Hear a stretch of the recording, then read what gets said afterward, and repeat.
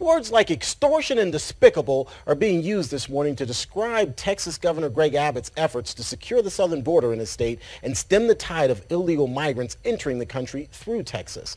Mexico's foreign minister taking issue Sunday with the deals that Governor Abbott reached with governors in some of the Mexican states that border Texas. Last week, Abbott signed agreements with his Mexican counterparts affirming that both sides would work to reduce illegal immigration and ensure that commercial trucks crossing the border meet safety standards. The move came after the Texas governor implemented enhanced safety inspections of trucks crossing into his state, which disrupted trade between the two countries and caused miles-long traffic backups that lasted for days. Sunday, Mexico's foreign minister went on the offensive saying, and I quote, "Let me put this in quotation marks, it's an extortion scheme, or rather, it is extortion. I close the border and you have to sign whatever I say. That's not a deal. A deal is when you and I are in agreement on something." He reportedly followed that statement up by saying, "But we're not prepared to have a governor extorting Mexico. I will never allow that." So far, Governor Abbott hasn't responded to that criticism. I'll keep you updated, though, when he does respond. Meantime, the international contempt that you just heard a moment ago, coupled with the pending end of Title 42, which is the Trump-era policy that limited migrants' access to the United States as a public health measure, is making the crisis at the southern border an international incident. Plus, lawmakers both in border states and beyond are bracing for a wave of illegal immigration. This morning, we're getting some perspective on what to expect from two congressmen who represent different border states. Representatives Louis Gohmert of Texas and Andy Biggs of Arizona. Welcome to the show this morning, gentlemen. Good to see you. Great to be with you. Representative Gohmert, let's start with you. Paint a picture for our viewers how bleak the situation is in your state there at the border. Well, first of all, with regard to Title 42, as long as Biden is permitting the big pharmaceuticals, keeping them from being able to be sued, giving them immunity because of the emergency use authorization, then it's a lie to say that Title 42 shouldn't apply at the border, because you've still got people pouring across. We don't know how many of them have COVID or other diseases, but we're told they're diseases we thought we had under control that are coming across. So Title 42 should apply. So what this tells you is that this president, this administration, Mayorkas, they all want to do as much harm to the United States. In 1916, when Pancho Villa had some of his guys come across at Columbus, New Mexico, well, Pancho Villa was chased around North Mexico by John Pershing and up to 150,000 troops. We're not sure exactly how many, because it was an invasion, and there were 18 or 19 Americans killed in that invasion. Well, now we have 100,000 or so every year killed by the drugs that are being illegally brought across the border. And Terrence, you had that quote from a Mexican official. The truth is, anybody that is against securing the U.S.-Mexico border is being bought and controlled by the Mexican drug cartels. That's just the way it is. Because anybody that really cares about Mexico and is not under the control of the drug cartels would do absolutely everything they could to help secure our border. Because with the drugs coming across, it means tens of billions of dollars are flowing into Mexico to corrupt the government there. The best thing we could do, the most compassionate thing we could do, is to secure the border, stop the money pouring into the drug cartels that corrupts Mexico and makes Mexicans' lives miserable.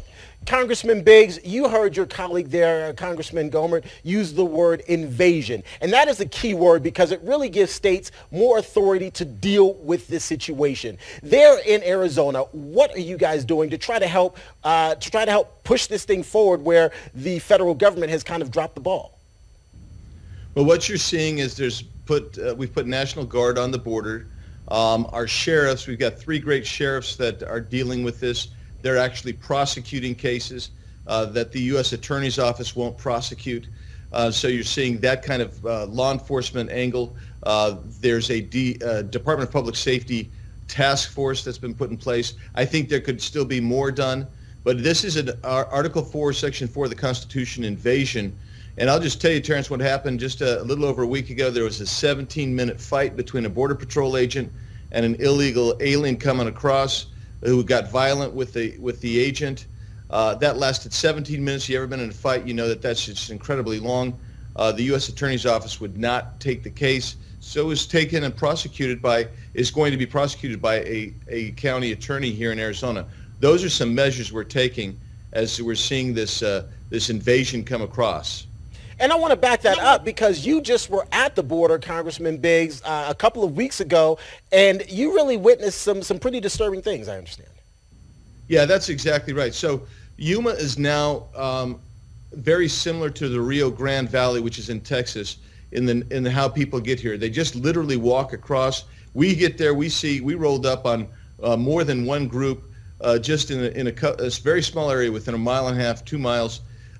Constantly a flow of people. They're coming across. Terrence and Louis seen this too. These folks are coming through. They're dressed nicely in Yuma. This is a different crowd that comes through the Rio Grande. They have flown into Mexico. They've flown into Mexicali. They're coming across. They have new cell phones. They have new clothes. They're literally FaceTiming their companions. And not one of the people that we saw in the hundreds of people that we saw over a 2-day period was coming from Mexico or even the Northern Triangle states. They were coming from. You had Uzbekistanis, you had Cubans, you had Haitians, you had Brazilians. This is in Yuma. It is an international affair coming across our border, and it's overwhelming. The agency, you got a soft-sided facility supposed to house about 800. It has literally over 3,000 when I got there. And this is just absolutely happening and going on over and over and over again. And if this administration doesn't get its act together, we're going to be averaging over 500,000 encounters a month in the southern border. Congressman Gohmand, I'm going to give you the last word, but I'm curious, would you paint a picture for us, some of the unique challenges just there in Texas? Because I think most Americans, when they think of border states and immigration issues, Texas immediately comes to mind. So talk about some of the unique challenges to Texas. Well, the people that live on the border, we hear from them. They used to be okay with people coming across. They said they'd put food in the barn for people that came in illegally, and they would just pass through quietly. But now there's gotten to be so many and so ruthless, so violent that they break into the house with them there. They live scared. And that's not right. We are to be protected from invasion. The federal government's not doing it. And I appreciate you bringing up the busing of the illegal immigrants to D.C. that our governor started. Unfortunately, the illegal immigrants have to volunteer and sign a document asking to be sent to D.C., and so we haven't had all that many. You know, there'll be a busload with 23, 28, 25, that kind of thing. That's not really deterring what's going on at our southern border. But it is an invasion. It's, in many cases, a violent invasion, just like Andy's talking about in Arizona. It's violent. I've been down on the Texas border when 50 calibers were shot toward our people just to make them hide. They said, we know some high-value immigrant is being brought in illegally or a massive load of drugs. It is killing Americans. It is destroying America, and it's time to secure the border. Representatives Louis Gohmand of Texas and Andy Biggs of Arizona. Gentlemen, we appreciate your time. Unfortunately, we'll have to leave the conversation there, but let's do this again very soon. Okay, gentlemen? Thank you. All right. Thanks so much for being here this morning.